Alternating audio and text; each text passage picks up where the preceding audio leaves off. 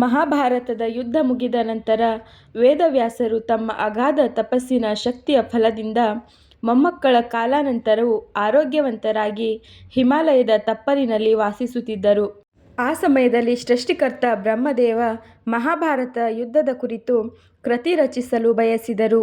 ಈ ಶ್ರೇಷ್ಠ ಕೃತಿ ಬರೆಯಲು ಆ ಮಹಾಯುದ್ಧದ ಪ್ರತ್ಯಕ್ಷದರ್ಶಿ ಮತ್ತು ಅಲ್ಲಿ ಬರುವ ಪ್ರತಿ ಪಾತ್ರವನ್ನು ಹತ್ತಿರದಿಂದ ನೋಡಿರುವ ವೇದವ್ಯಾಸರಿಗಿಂತ ಶಕ್ತ ವ್ಯಕ್ತಿ ಇನ್ನೊಬ್ಬರಿಲ್ಲ ಎಂದು ಅರಿತ ಅವರು ವೇದವ್ಯಾಸರ ಎದುರು ಪ್ರತ್ಯಕ್ಷರಾಗಿ ಕೃತಿ ರಚಿಸಲು ಕೇಳಿದರು.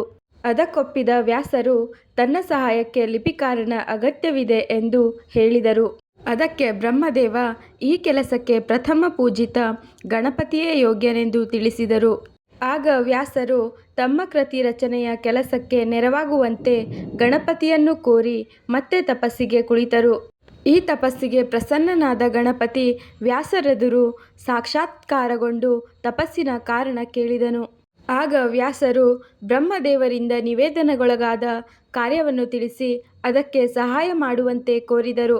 ಇಂತಹ ಅದ್ಭುತ ಕೃತಿ ರಚಿಸುವ ಶಕ್ತಿ ವೇದವ್ಯಾಸರಿಗಿದೆ ಎಂದು ಗಣಪತಿಗೆ ತಿಳಿದಿದ್ದರೂ ಅವರನ್ನು ಪರೀಕ್ಷಿಸುವ ಸಲುವಾಗಿ ಆತ ಒಂದು ಷರತ್ತು ವಿಧಿಸಿ, ವ್ಯಾಸರು ಯಾವುದೇ ಕಾರಣಕ್ಕೂ ಕತೆ ಹೇಳುವುದನ್ನು ಮಧ್ಯದಲ್ಲಿ ನಿಲ್ಲಿಸಬಾರದು.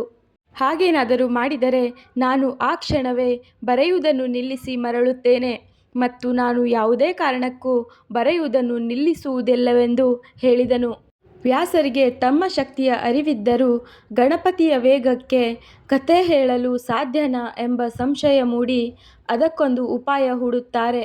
ಅದರಂತೆ ಅವರು ಗಣಪತಿಗೆ, ನಾನು ಹೇಳುವ ಕಥೆಯನ್ನು ಅರ್ಥ ಮಾಡಿಕೊಳ್ಳದೆ ನೀನು ಬರೆಯುವಂತಿಲ್ಲ ಎಂದಾಗ ಆತ ಅದಕ್ಕೆ ಒಪ್ಪಿದನು. ಅದರಂತೆ ಒಂದು ಶುಭ ಮುಹೂರ್ತದಲ್ಲಿ ಮಹಾಭಾರತದ ಕೃತಿ ರಚಿಸಲು ಕುಳಿತ ಲಿಪಿಕಾರ ಗಣಪತಿಗೆ ವಂದಿಸಿ ವ್ಯಾಸರು ಕಥೆ ಹೇಳಲು ಶುರು ಮಾಡಿದರು. ಅವರು ಹೇಳಿದ್ದನ್ನೆಲ್ಲ ಶ್ರದ್ಧೆಯಿಂದ ಕೇಳಿಸಿಕೊಂಡು ಗಣಪತಿ ಬರೆಯತೊಡಗಿದನು. ವ್ಯಾಸರು ತಮ್ಮ ಉಪಾಯದಂತೆ ತಮಗೆ ಕ್ಷಣಿಕ ವಿಶ್ರಾಂತಿ ಬೇಕೆನಿಸಿದಾಗ ಕ್ಲಿಷ್ಟಕರವಾಗಿರುವ ಮತ್ತು ಯೋಚನೆಗೆ ಬರೆ ಹಚ್ಚುವಂತಹ ವಾಕ್ಯಗಳನ್ನು ಹೇಳಿ ಅದನ್ನು ಗಣಪತಿ ಅರ್ಥೈಸಿಕೊಳ್ಳಲು ತೆಗೆದುಕೊಳ್ಳುವ ಸಮಯದಲ್ಲಿ ವಿಶ್ರಾಂತಿ ಪಡೆದು ಮತ್ತೆ ಕಥೆ ಹೇಳುವುದನ್ನು ಮುಂದುವರೆಸಿದರು. ಕೃತಿ ರಚಿಸುವ ಸಮಯದಲ್ಲೊಮ್ಮೆ ಗಣಪತಿಯ ಲೇಖನಿ ತುಂಡಾಗುತ್ತದೆ.